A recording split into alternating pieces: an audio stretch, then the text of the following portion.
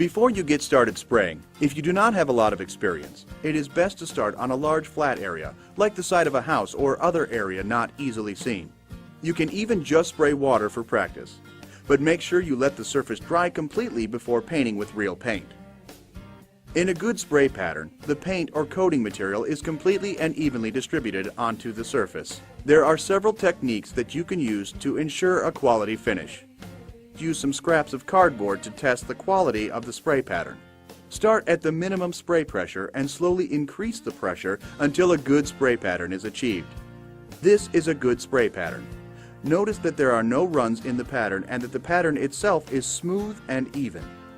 If your pattern has what are known as fingers or tails, that is, an uneven finish such as this, then the pressure should be increased. Spraying at the lowest pressure possible while still getting a good spray pattern will save wear and tear on your pump and spray tip. If you are at the maximum pressure setting and the spray pattern is still not suitable, a smaller spray tip hole size should be used, or your material may need to be thinned. The spray gun should be held approximately 12 inches from the surface and aimed straight at the surface, like this. Keep the gun a consistent distance from the surface. Move across the surface in order to keep the gun pointed straight at the surface. Fanning the gun to direct the spray at an angle causes an uneven finish. Flex your wrist at the beginning and end of each stroke to maintain an even coat. Don't spray at an angle. Keep the gun perpendicular to the surface. To practice proper gun positioning without spraying, try moving the gun and holding it perpendicular to the surface only 2 inches from the wall to learn the technique.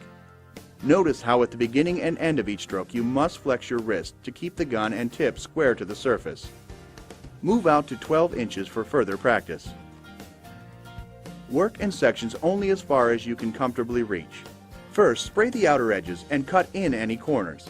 Then point the spray tip at the edge of the previous stroke so the spray pattern is actually overlapping the prior stroke by 1/2. Trigger the spray gun after beginning each stroke and release before ending the stroke. Your arm should be moving before and after you trigger the gun. This will prevent blotches of thick coating at the beginning and end of each stroke.